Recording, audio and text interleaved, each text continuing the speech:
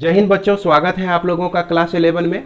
आज हम लोग इस लेक्चर के माध्यम से सीखेंगे, जानेंगे सर्कुलर परमुटेशन को। सर्कुलर परमुटेशन आप लोगों के इस permutation chapter R S. Agarwal book के 8वें चैप्टर का लास्ट टॉपिक है।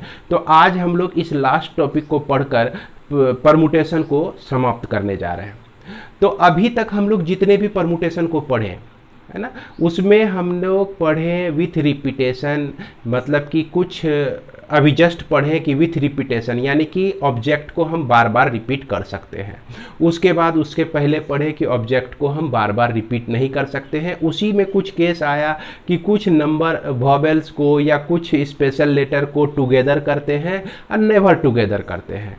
तो ये 2-4 बात आपको ध्यान में रखना है। रिपीटेशन का पढ़ चुके हैं, विथ रिपीटेशन पढ़ चुके, विदाउट रिपीटेशन पढ़ चुके, उसके बाद टुगेदर पढ़ सके, उसमें टुगेदर के लिए कैसा कंडीशन होता है और नेवर टुगेदर के लिए। मुख्यतः यह 4 कंडीशन आपने जो पढ़ा परमुटेशन में, वो सारे पढ़ाई आपका आता है लीनियर परमुटेशन के तहत।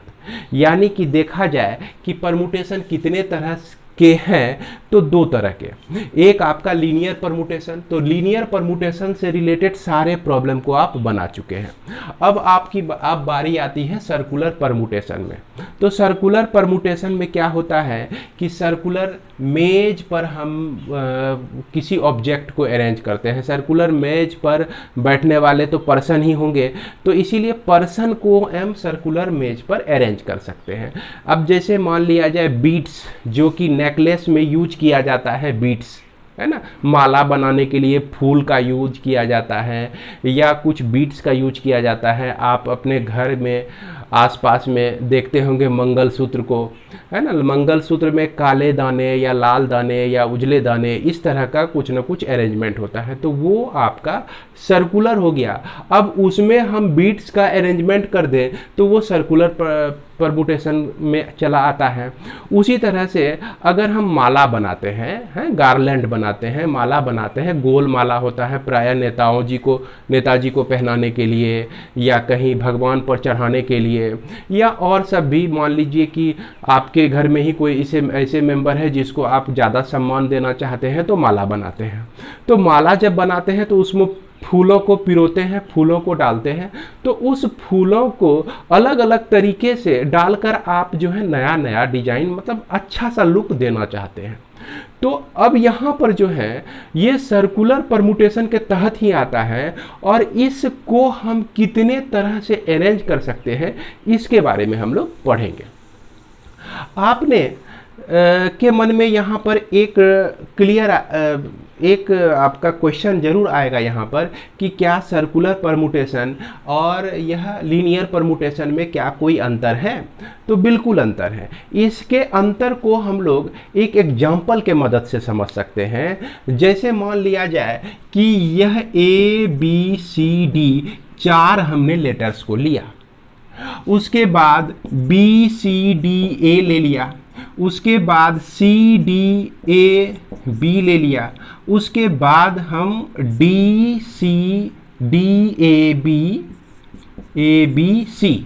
तो यह देखिए, यह आपका लीनियर परमुटेशंस है, और यह चारों परमुटेशंस जो है अलग अलग है। चारों का मीनिंग आपका अलग अलग है। अब इसका सर्कुलर परमुटेशन करते हैं। तो सर्कुलर परमुटेशन को अगर हम करें तो चलिए पहले यहाँ पर A डाल दिए, फिर उसके बाद B डाल दिए, उसके बाद C डाल दिए, ये आपका D डाल दिए। और एक सर्कुलर परमुटेशन हम मान लीजिए कि यही सर्कल है, इसमें हम यहाँ पर A को इसके स्थान पर ला दिए, B को इसके स्थान पर ला दिए, और C को इसके स्थान पर ला दिए, और D को यहाँ पे ला दिए। तो यह आपका पहला सर्कुलर परमुटेशन, यह आपका दूसरा सर्कुलर परमुटेशन। एक सर्कुलर परमुटेशन हम और करते हैं, है ना। इसमें जो है यहाँ पर देख सकते हैं कि क्या हम इसको कर चुके हैं, ABCD को ऊपर से शुरू कर रहे हैं, ABCD को, फिर DABC को। तो DABC को भी हम यहाँ पर दिखा चुके हैं, तो इसको हम यहाँ पर दिखा देते हैं DABC, और इसको मिटा देते हैं बच्चों, ये इसके अंदर ठीक नहीं लगता है। अब फिर ये परमुटेशन हो गया। एक और परमुटेशन हम सर्कुलर परमुटेशन लेते हैं, जिसमें हमने क्या किया, इसको ले लेते हैं, यह बी, उसके बाद सी, फिर उसके बाद डी और उसके बाद ए। फिर अगेन एक सर्कुलर परमुटेशन ले लेते हैं जिसमें सी से शुरू करते हैं, फिर डी पर आते हैं, फिर ए पर आते हैं, फिर इसके बी पे आते हैं। तो ये 4 तरह से सर्कुलर परमुटेशन होता है इस लीनियर परमुटेशन का। लेकिन यहाँ जो है ये चारों परमुटेशंस जो है सेम है। ये सर्कुलर परमुटेशन तो आप 4 देख रहे हैं, यह चारों सर्कुलर परमुटेशन को हम एक ही काउंट करेंगे। कितना काउंट करेंगे? एक ही काउंट करेंगे। अगर यही आपका लीनियर परमुटेशन में होता तो इसको हम लोग 4 काउंट करते। तो स्वाभाविक है मन में तो प्रश्न आएगा ही क्यों ऐसा करते हैं। तो सर्कुलर परमुटेशन में देखा क्या जाता है, किस पे विचार किया जाता है, पहले उस पे हम लोग चर्चा कर लेते हैं।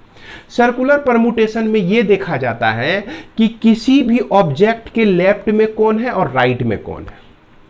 अगर लेफ्ट और राइट में सेम है, सभी जितने भी ऑब्जेक्ट हैं सबके लेफ्ट राइट में सेम ऑब्जेक्ट है या सेम मेंबर्स बैठे हुए हैं, तो उस परमुटेशन को दूसरा परमुटेशन काउंट नहीं किया जाता है, उसको 2 नहीं माना जाता है।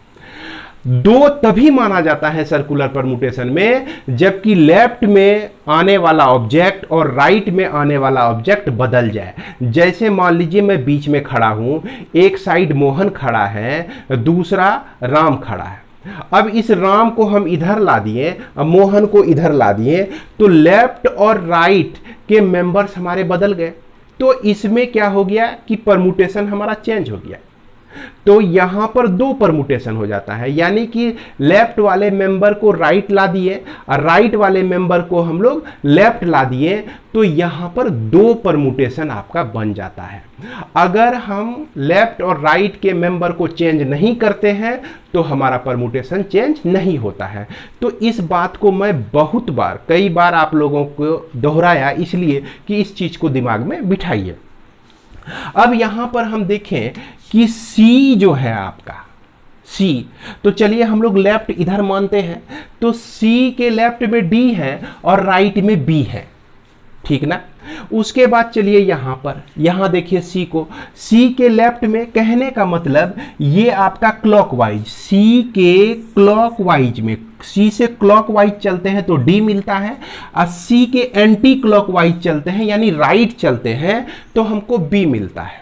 अब उसी तरह से C के क्लॉकवाइज में चलते हैं तो क्लॉकवाइज में चलते हैं तो D मिलता है, और C के एंटी क्लॉकवाइज में चलते हैं तो हमारा AB मिलता है।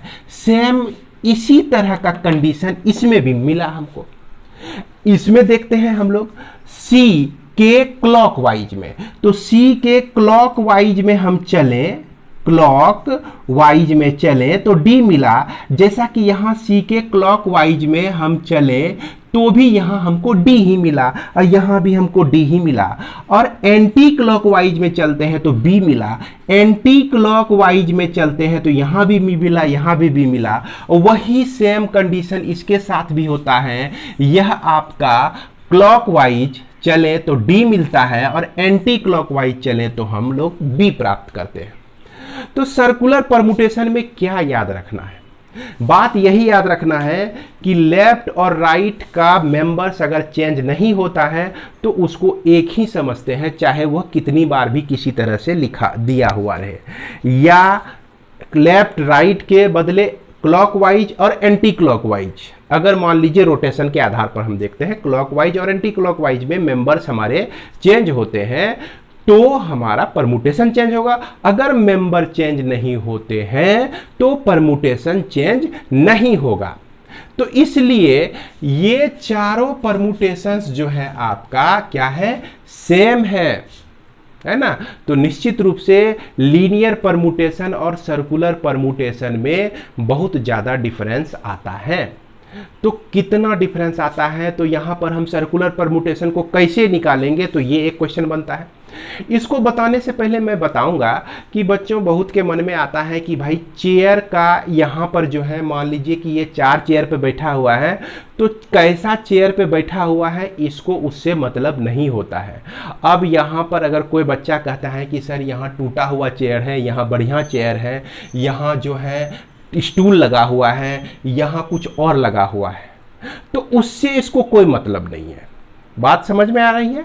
हालांकि चेयर के रंग रूप के बदलने से या टेबल का रंग रूप बदलने से इस सर्कुलर परमुटेशन को कोई मतलब नहीं होता है, इसलिए हमारा मेंबर से मतलब होता है, सिर्फ ऑब्जेक्ट से मतलब होता है, जो पर्सन बैठे हैं उससे मतलब होता है, उसके लेफ्ट और राइट में कौन है, उसके एंटी क्लॉकवाइज डायरेक्शन में कौन है, क्लॉकवाइज डायरेक्शन में कौन है, बस इसी से मतलब होता है।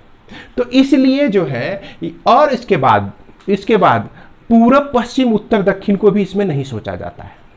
अब यहां पर अगर आप कहते हैं कि सर ये तो हमारा नॉर्थ में है, ये तो साउथ में है, ये तो ईस्ट में है, ये तो वेस्ट में है, अब देखिए यहां पर बी सर वेस्ट में आ गया, वेस्ट में आ गया, और डी जो है ईस्ट में चला गया, तो ये का है, तो इसका भी कंसिडरेशन यहां नहीं होता है। इस चीज को दिमाग में बिठाइए कि डायरेक्शन को भी हम कंसीडर यहां पर नहीं करते हैं, सिर्फ और सिर्फ कंसीडर करते हैं तो लेफ्ट में कौन है, राइट में कौन है, एंटी क्लॉकवाइज डायरेक्शन में देखना है या क्लॉकवाइज डायरेक्शन में देखना है।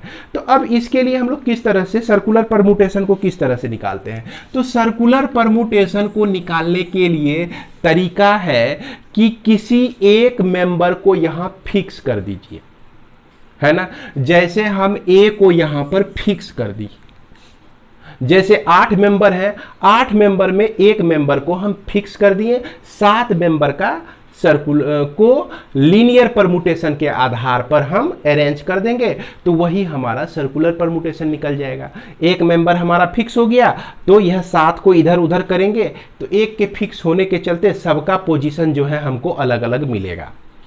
इसके बाद 10 मेंबर है, तो 10 मेंबर में क्या करना है कि एक मेंबर को हटा दीजिए यानी फिक्स कर दीजिए, बच गए 9, तो 9 को अब जो है आप लीनियर परमुटेशन के आधार पर अरेंज कर दीजिए। तो यही है इसका सॉल्यूशन मैं फिर से दोहराऊंगा कि अगर सर्कुलर परमुटेशन आपको निकालना है तो जितने भी नंबर्स दिए गए हैं, मान लीजिए कि n आपका दिए गए हैं मेंबर्स, तो n-1 Pn-1 यानी कि एक मेंबर को कम करके एक मेंबर को फिक्स किया जाता है, कम नहीं किया जाता, एक मेंबर को फिक्स किया जाता है, और जो मेंबर बच जाते हैं उसको हम लोग क्या करते हैं, लीनियर परमुटेशन के आधार पर अरेंज कर देते हैं, तो वो हमारा सर्कुलर परमुटेशन निकल जाता है। तो आइए इसमें भी हम लोग कुछ देख लें। और देखने की बात यह है, इसमें अगर हमारा नेकलेस हो या गार्लैंड हो, है ना, नेकलेस हो या हमारा गार्लैंड हो यानी कि फूलों की माला हो, तो उस कंडीशन में लेफ्ट और राइट कोई मायने नहीं रखता है। लेफ्ट अगर आपका, उसमें क्या होता है कि किसी भी बीट्स के लेफ्ट में कौन सा बीट्स है, राइट में कौन सा बीट्स है। बीट्स मतलब यहाँ समझिए कि आप जो माला देखते होंगे रुद्राक्ष का माला, तो उसमें जो है बीट्स तो सब अलग अलग होते हैं। रुद्राक्ष भले 108 रुद्राक्ष हम लोग एक माला में यूज करते हैं, अगर आप ध्यान से देखें तो सभी रुद्राक्ष की बनावट कुछ न कुछ अलग ही है। अब मान ले कि 10 रुद्राक्ष की ही माला बनाना है और हम उसको 10 कलर में लिए हुए हैं, तो स्वाभाविक है कि उस कंडीशन में किसी रुद्राक्ष के लेफ्ट में कुछ रुद्राक्ष आता है, कोई रंग का रुद्राक्ष आता है, और राइट में कोई दूसरा रंग का रुद्राक्ष आता है। तो उस माला के लिए, उस नेकलेस के कंडीशन में लेफ्ट का और राइट का जो अरेंजमेंट होता है वो उस दोनों को मिलाकर एक काउंट किया जाता है ना।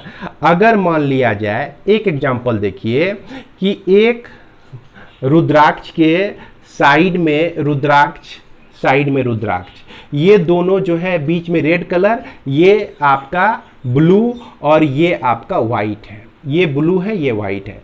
अगर हम इसको ऐसे देखें तो यही रुद्राक्ष के बगल में ब्लू इधर आ गया, वाइट इधर आ गया। तो माला को तो हम दोनों साइड से पहन सकते हैं ना। कितने साइड से पहन सकते हैं? दोनों साइड से पहन सकते हैं। तो इसीलिए दोनों साइड के लिए जो है आपका अरेंजमेंट हो जाता है। अगर लेफ्ट राइट है, अगर माला को उल्टा दिए तो राइट लेफ्ट में चला गया, लेफ्ट राइट में चला गया। अगर माला को फिर हम इस तरह से कर दिए, सीधा कर दिए, तो इस कंडीशन में जो लेफ्ट था वो राइट चला गया, राइट जो था वो लेफ्ट चला गया। तो गार्लैंड के कंडीशन मतलब नेकलेस के कंडीशन में हम लेफ्ट और राइट यानी क्लॉकवाइज और एंटी क्लॉकवाइज हर एक दो अरेंजमेंट को एक ही काउंट करते हैं। इसलिए वहां पर नंबर ऑफ अरेंजमेंट जितने भी हम सर्कुलर परमुटेशन के आधार पर निकालते हैं उसका प्रायः आधा कर देते हैं। तो आइए बच्चों, इसको हम लोग लिखकर डिटेल में देखते हैं कि किस तरह से हम लोग इसको कर सकते हैं, लिख सकते हैं। सर्कुलर परमुटेशन को बनाने के लिए दो बात इसमें ध्यान में रखना है। क्या कि पहली बात यह है कि number of circular permutations of n different object का सर्कुलर परमुटेशन करना है तो n-1 फैक्टोरियल आपका हो जाएगा। क्यों? क्योंकि देखिए नंबर ऑफ ऑब्जेक्ट n है तो इसमें 1 को हम एक को फिक्स कर देते हैं, एक को फिक्स कर दिए तो रिमेनिंग n-1 बचा, n-1 डिफरेंट ऑब्जेक्ट बचा और n-1 डिफरेंट ऑब्जेक्ट का लीनियर परमुटेशन कर देना है जो कि n-1 फैक्टोरियल होता है। अब इसी तरह से मान लिया जाए कि 10 डिफरेंट ऑब्जेक्ट हैं, 10 डिफरेंट ऑब्जेक्ट में एक को फिक्स्ड कर दीजिए आप, है ना, तो यहां आपका 9 ऑब्जेक्ट बच जाता है। 10-1 9 ऑब्जेक्ट बच जाता है। अब 9 ऑब्जेक्ट का लीनियर परमुटेशन 9p9 वेज से कर सकते हैं तो इसलिए यह आपका 9 परमुटेशन हो जाता है। तो फाइनली यहां पर आप लोगों को यह बताया जाता है कि अगर सर्कुलर परमुटेशन करना है 10 ऑब्जेक्ट का तो उसमें से एक को हटा के 9 फैक्टोरियल को निकाल दीजिए। 8 ऑब्जेक्ट को का सर्कुलर परमुटेशन करना है तो 7 फैक्टोरियल हो जाएगा। तो एक कम ले लेते हैं हम लोग। इसके बाद दूसरे टाइप में जैसा कि हमने जस्ट अभी तुरंत बताया नेकलेस के कंडीशन में, नेकलेस के कंडीशन में क्या होता है कि जैसे देखिए ये दो परमुटेशंस आपको दिख रहा है सर्कुलर परमुटेशन। हालांकि यह जो है आपका ध्यान से अगर देखें तो ए के जो है आप ए से एंटी क्लॉकवाइज चलते हैं तो बी आता है, अगर ए से क्लॉकवाइज चलते हैं तो आपको डी आता है। अब फिर यहां भी क्या है, ए के क्लॉकवाइज चलते हैं तो बी आता है, एंटी क्लॉकवाइज चलते हैं तो डी आता है।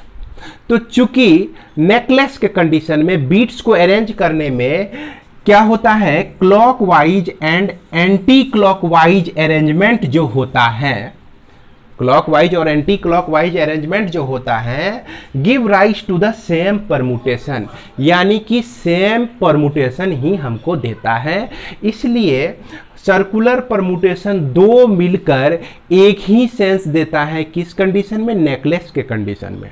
तो इसलिए हम इसे कितने तरह से अरेंज कर सकते हैं, तो ये हम अरेंज कर सकते हैं कि number of ways in which n different beads can be arrange to form a necklace. अगर नेकलेस बनाने के लिए n डिफरेंट बीट हम यूज करते हैं, बीट्स यूज करते हैं, तो ऐसे सर्कुलर परमुटेशन n के लिए n-1 होता है, ये n-1 होता है। चूंकि हर एक दो अरेंजमेंट को एक काउंट करते हैं तो जितने भी अरेंजमेंट हुए उसको हम 2 से डिवाइड कर देते हैं, यानी कि हाफ से उसको मल्टीप्लाई कर देते हैं। तो यही दो बेसिक फार्मूला से हम लोग इसमें सारे प्रॉब्लम को सॉल्व करेंगे। तब आइए हम लोग देखते हैं अब एक्सरसाइज 8G को देखेंगे। एक्सरसाइज 8G में सबसे पहला नंबर जो प्रॉब्लम है, आप अपनी बुक को अपने पास जरूर रखें बच्चों, तभी आप समझ सकते हैं पूरी तरह से। 8G का पहला नंबर क्वेश्चन कहता है कि in how many ways can 6 persons B arranged in a line a circle. एक लाइन में हम किस तरह से अरेंज कर सकते हैं और एक सर्कल में अरेंज किस तरह से कर सकते हैं। तो लाइन में किस तरह से अरेंज किया जाता है, तो ये बहुत सारे प्रॉब्लम आप बनाए हुए हैं, जिसको हम वेरी सिंपल वे से लिख सकते हैं कि 6 person can be arranged in a line in 6 ways से हम इसको अरेंज कर सकते हैं, जो कि 6 फैक्टोरियल हो जाएगा। वेरी इजी, चूँकि मैं बताया हूँ पहले भी कि अब जो भी लास्ट 2 एक्सरसाइज जो है आपका बहुत आसान है, इसे आपको बनाने में दिक्कत नहीं होगी। अब सर्कुलर परमुटेशन हमको इसका निकालना है 6 पर्सन का, तो स्वाभाविक है कि एक को हमको फिक्स कर देना है। तो 6 मेंबर्स हैं, 6 पर्सन है, एक को हम हटा दिए यानी फिक्स कर दिए। अब इसके बाद जो 5 बचे तो 5 का हमको लीनियर परमुटेशन कर देना है। तो इस हिसाब से 6 person can be arranged in a circle. Circle में कितने तरह से अरेंज कर सकते हैं, 6 - 1 फैक्टोरियल वेज से अरेंज कर सकते हैं, जो कि 5 फैक्टोरियल हो जाएगा। अब 5 फैक्टोरियल का वैल्यू 120 होता है और यह आपका 6 फैक्टोरियल का वैल्यू जो है 720 होता है। इसको मल्टीप्लाई करके आप निकाल ही सकते हैं। इसके बाद क्वेश्चन नंबर 2 में हम लोग देखें तो क्वेश्चन नंबर 2 जो है आपका कह रहा है क्या कि there are 5 man and 5 ladies to dine at a round table. मतलब कि डाइनिंग हॉल में ये समझ लीजिए कि एट द राउंड टेबल एक रात का भोजन करना है उन लोग को। तो in how many ways can they sit themselves so that no 2 ladies are together। इस किस तरह से यह बैठे कि वो एक साथ 2 लेडीज जो है एक साथ नहीं आवे। तो इस तरह के प्रॉब्लम में पहला कंडीशन पे ध्यान दीजिए, 2 लेडीज एक जगह नहीं बैठे, यानी कि एक मैन वोमैन फिर मैन फिर वोमेन। अगर इस तरह से हम बिठाते हैं तो यही हमारा क्या कहते हैं, राउंड टेबल पर डिनर के लिए सारे बैठ सकते हैं राउंड टेबल पे। तो इसमें से या तो लेडीज को या तो मैन के एक पर्सन को हमको फिक्स करना पड़ेगा, और तब जाके हम परमुटेशन जो निकालेंगे लीनियर परमुटेशन दोनों में लगा सकते हैं। तो आप चाहे तो यहाँ लेडीज के एक मेंबर को फिक्स कर दीजिए या मैन के एक मेंबर को फिक्स कर दीजिए। तो इसी को लिखेंगे कैसे, इस चीज़ पर ध्यान दीजिएगा। यहाँ पर जैसा कि दिया गया है as no 2 ladies are together, 2 ladies जो है एक साथ नहीं है। तो so a ladies occupy seat between 2 man, 2 man के बीच जो है एक लेडीज सीट को ऑक्यूपाई करती है।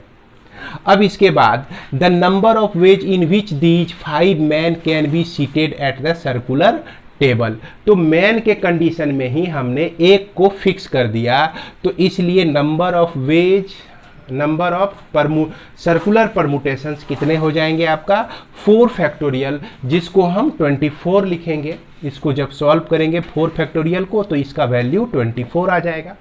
अब जो है एक मेंबर मैन को ही फिक्स कर दिए हैं, तो लेडीज में हमको एक को फिक्स करने की ज़रूरत नहीं है। उसके 5 मेंबर के सभी का हम लोग लीनियर परमुटेशन के आधार पर 5 फैक्टोरियल से उसे अरेंज कर सकते हैं। तो टोटल नंबर ऑफ वेज हमारा क्या हो जाएंगे 4 फैक्टोरियल इंटू 5 फैक्टोरियल, जिसको मल्टीप्लाई करेंगे तो 2880 आपको प्राप्त होता है। तो उम्मीद करते हैं कि आपको यह समझ में आ गया होगा। आप चाहें तो इसका स्क्रीनशॉट लेके रख सकते हैं और ताकि आप अपनी कॉपी को में लिख सकें। इसके बाद हम लोग देखते हैं क्वेश्चन नंबर 3 में। तो 3 में जैसा कि कहा गया इन how many ways can 11 member of A committee sit at the round table so that secretary and the joint secretary are always the neighbours of the president. President के अगल बगल में सेक्रेटरी और ज्वाइंट सेक्रेटरी बैठ सके, इस तरह का हमको अरेंजमेंट करना है। तो जैसा कि आप देख सकते हैं कि एक प्रेसिडेंट के लेफ्ट में ये आपका एंटी क्लॉकवाइज अगर चलते हैं तो यहाँ सेक्रेटरी है, और प्रेसिडेंट के क्लॉकवाइज अगर चलते हैं तो हमारा ज्वाइंट सेक्रेटरी है। अगर इस मुंह से आपका प्रेसिडेंट बैठा हुआ है इस तरह से फ्रंट मुंह फेस से, तो ये आपका क्या कहते हैं माफ़ करेंगे, लेफ्ट साइड में आपका कौन बैठा हुआ है, ज्वाइंट सेक्रेटरी, और राइट साइड में आपका बैठा हुआ है सेक्रेटरी बैठा हुआ है। एक बात और इसमें दिमाग में रखिए, इसको हम क्या करते हैं, इसको हम राइट में ले आते हैं और इसको हम लेफ्ट में लेके चले जा सकते हैं। तो इस तरह से आपस में इसको हम दो तरीके से अरेंज कर सकते हैं इन तीनों मेंबर को। अब 3 मेंबर के लिए जो है अगर जगह कोई फिक्स कर दिया जाए तो यहाँ रेस्ट बच जाते हैं 8 मेंबर।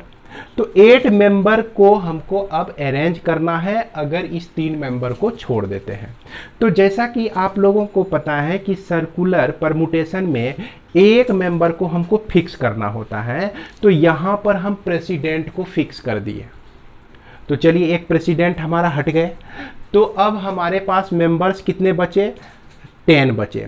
तो 10 में भी 2 को हटा दिए, क्योंकि यह दोनों जो है आपका कहीं और इसका अरेंजमेंट नहीं हो सकता है, यहाँ पे सिर्फ यह लेफ्ट राइट या राइट लेफ्ट में ही यह बैठ सकता है। तो बच गए कितने, 8 मेंबर्स। अब 8 मेंबर का लीनियर परमुटेशन कितने तरह से कर सकते हैं, वही हमारा सर्कुलर में भी काम आ जाएगा। तो इस तरह से हम लोग 8 फैक्टोरियल वेज से तो अरेंज कर ही सकते हैं, जैसा कि आप देख रहे हैं नीचे में 8 फैक्टोरियल वेज, और उसके बाद ज्वाइंट सेक्रेटरी को 2 वेज से कर सकते हैं। तो इस तरह से टोटल नंबर ऑफ वेज 80640 हमारा प्राप्त होता है। तो इसे हम लोग लिखेंगे कैसे, अब इस पर भी जरूर ध्यान दीजिए, क्योंकि सबसे बड़ी बात होती है लिखना, किस तरह से लिखा जाए, इस पे भी मार्क्स आपको दिया जाता है। तो यहाँ पर there are 11 members of committee in which 1 president 1 secretary and 1 joint secretary है, बहुत आसान लिखना। Here 3 members are seated together, ये 3 मेंबर्स जो है समझ लीजिए एक साथ बैठते हैं। कीपिंग प्रेसिडेंट फिक्स्ड, प्रेसिडेंट को हमको फिक्स कर लेना है, क्योंकि एक मेंबर को हम हमेशा इसमें फिक्स करते हैं। और अदर देन, इसके अलावे सेक्रेटरी और ज्वाइंट सेक्रेटरी को भी स्थिर कर दिए, एक साथ कर दिए। तो क्या हो जाता है कि we have to arrange 11 - 3 members on the round table. अब हमारे पास 11 - 3 मेंबर जो कि 8 मेंबर ही बच जाते हैं अरेंज करने के लिए, जिसका हम लोग लीनियर परमुटेशन कर सकते हैं। तो the 8 members can be arrange in 8 factorial ways. और उसके बाद secretary and joint secretary can be arranged in 2 ways, 2 ways से कर सकते हैं। तो total number of required ways 8 factorial into 2 कर दीजिए, जो कि आपका आ जाएगा 80640 वेज हो जाएगा। अगर एक तरह से देखा जाए तो इस प्रॉब्लम में आप सिर्फ इतना सा भी लिख देते हैं तो भी आपका पूरा नंबर मिल जाता है। और हम यहाँ कहेंगे कि अगर आपसे संभव हो तो पूरा लिखिए, क्योंकि जितना लिखेंगे उतना ज़्यादा प्रैक्टिस आपका होगा, लिखने का जितना प्रैक्टिस करेंगे वो आपके लिए उतना फ़ायदेमंद है। आप ये नहीं समझिए कि सर जो है बहुत लंबा लंबा लिख के बताते हैं, तो आपको ऐसा करना नहीं है। आपको दोनों ऑप्शन दे रहे हैं हम, आप चाहे तो सिर्फ इतना सा लिख के भी काम चला सकते हैं, ठीक ना। इसके बाद हम आगे बढ़ते हैं और क्वेश्चन नंबर 4 में देखते हैं। कहता है कि in how many ways 8 person can be seated at a round table so that all shall not have the same neighbours in any 2 arrangement. यानी कि किसी एक पर्सन का नाइबर्स जो है दूसरे अरेंजमेंट में सेम नहीं हो। यानी कि एक अरेंजमेंट में अगर मोहन और सोहन हमारे अगल बगल बैठा है तो दूसरे अरेंजमेंट में मोहन और सोहन निश्चित रूप से नहीं बैठे, इस तरह का अरेंजमेंट करना है। तो ये कंडीशन देखिए कुछ कुछ नेकलेस पे जाता है। नेकलेस में क्लॉकवाइज और एंटी क्लॉकवाइज दोनों को एक ही माना जाता है। तो इसी तरह से एक बार सीटिंग अरेंजमेंट अगर मोहन और शाम का 2 पर्सन्स का अगर हमारे अगल बगल हो गया तो उस दोनों पर्सन को हमारे अगल बगल नहीं आने के लिए कोई दूसरा पर्सन आएगा, तो क्लॉकवाइज और एंटी क्लॉकवाइज को एक ही समझा जाना चाहिए या समझा गया है, इस तरह का प्रॉब्लम में कहा गया है। तो इसको हम लोग कैसे बनाएंगे, तो सबसे पहले मैं ये बता दूं कि आप चाहे तो ये जो हमने बॉक्स में लिखा है, इस बॉक्स में लिखे हुए चीज़ को लिखने की ज़रूरत ही नहीं है, है ना। लेकिन फिर भी अगर आप इंटरेस्टेड हैं कुछ ज़्यादा स्मार्ट अपने आप को पढ़ाई में बनाना चाहते हैं तो उसके लिए ये सब भी सीखिए, ये आपको कहीं और नहीं मिलेगा। तो किस तरह से है ये कि as all shall not have the same neighbours in the any two arrangement, जैसा कि प्रॉब्लम में कहा गया हूबहू हमने लिखा। अब इसके लिए क्या होता है कि there are two arrangement for each person is possible, दो अरेंजमेंट जो है हर एक पर्सन के लिए पॉसिबल है, हर एक पर्सन के लिए पॉसिबल है, जिसमें he has the same neighbours. तो सेम नाइबर्स होने के लिए कितने अरेंजमेंट पॉसिबल है? दो अरेंजमेंट पॉसिबल है। इसके बाद here we have to take only one arrangement, यहां पर हमको जो है सिर्फ एक ही अरेंजमेंट लेना है। किसके लिए? अकॉर्डिंग टू एबव सिचुएशन, जो एबव सिचुएशन कह रहा है उसके अनुसार हम इस दो अरेंजमेंट में एक अरेंजमेंट लेंगे, है ना।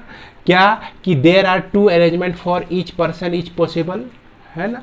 और इसके बाद जिसमें he has the same neighbours, दो अरेंजमेंट में सेम नाइबर्स आते हैं, और इस दोनों में हम क्या करते हैं? एक ही अरेंजमेंट को सेलेक्ट करते हैं, जैसा कि ऊपर पे दिया गया है। तो इसे हम कितने तरीके से कर सकते हैं? तो required number of veg 8 person है, 8 को तो हम 7 फैक्टोरियल से अरेंज कर सकते हैं, और दो अरेंजमेंट को एक माना गया है तो इसीलिए इसको 2 से डिवाइड कर दिए, 2 से डिवाइड कर देते हैं। और जब इसको आप सॉल्व करेंगे तो ये आपका हो जाएगा 1/2 into 7 into 6 into 5 into 4 into 3 into 2 into 1, 2 यह आपका कट गया। अब इस सारे को मल्टीप्लाई करते हैं तो यह 2520 वेज आपका आ जाएगा। तो उम्मीद है कि आपको समझ में आ गया होगा। आप चाहें तो इसका स्क्रीनशॉट ले लीजिए और इसे अपनी कॉपी में लिख लीजिए। इसके बाद हम लोग देखते हैं क्वेश्चन नंबर 5 को। यह कह रहा है क्या कि in how many different ways can 20 different pearls be arrange to form a necklace.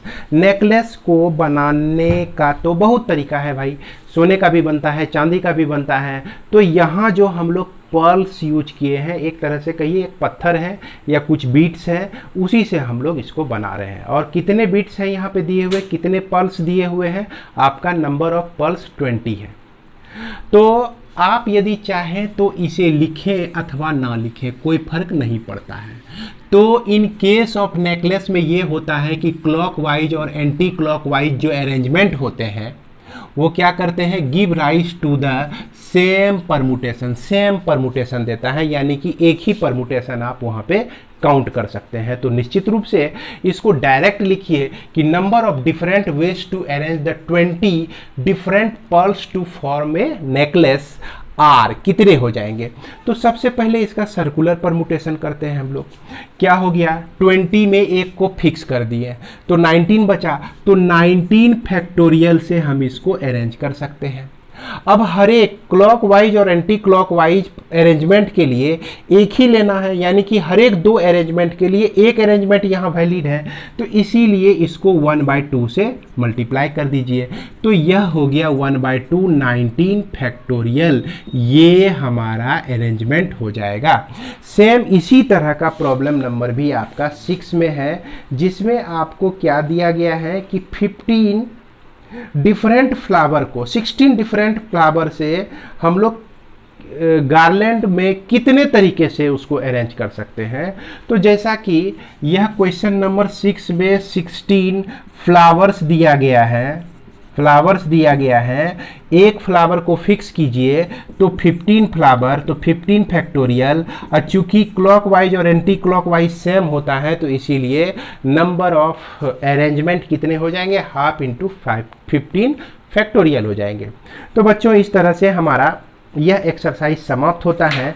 इसके बाद आपका एक्सरसाइज आप देख सकते हैं, यह एक्सरसाइज 8H है। तो तो एक्सरसाइज 8H में जो है ना, जितने भी अभी तक आप प्रॉब्लम बनाए हुए हैं सबका मिश्रण है इसमें 8H में, और यह सब ऑब्जेक्टिव है। तो ये सारे ऑब्जेक्टिव प्रश्न को 8H को आप खुद बनाने का प्रयास करेंगे। अगर आपसे नहीं बनता है तो जब हमारा रिवीजन शुरू होगा यह कोर्स कंप्लीट करने के बाद, तो उस स्थिति में उस समय जो है हम इन सभी प्रश्नों को भी डिस्कस करेंगे। उसके बाद रिवीजन में वैसे सब प्रश्न का डिस्कशन होगा जो कि अभी तक हम कुछ कुछ प्रॉब्लम को छोड़ते जा रहे हैं। हालांकि परमुटेशन में हम यह दावे के साथ कह सकते हैं कि एग्जाम्पल को अगर छोड़ दिया जाए, तो चूंकि एग्जाम्पल ऑलरेडी आपका बनाया हुआ है, तो एक्सरसाइज के 95% प्रॉब्लम को हमने सॉल्व किया है। और चूंकि जब आप एक्सरसाइज के सारे प्रॉब्लम को समझ गए हैं तो निश्चित रूप से एग्जाम्पल के प्रॉब्लम को बनाने में दिक्कत नहीं होनी चाहिए। एग्जाम्पल के भी प्रॉब्लम को आप लोग देखते रहें, बनाते रहें। जितना मेहनत करेंगे उतना आपके लिए फायदेमंद होगा। तो इस शुभकामना के साथ, ज़्यादा से ज़्यादा मेहनत करें, इस शुभकामना के साथ मैं इस वीडियो को विराम देता हूं। परमुटेशन को अब समाप्त करता हूं। जय हिंद बच्चों।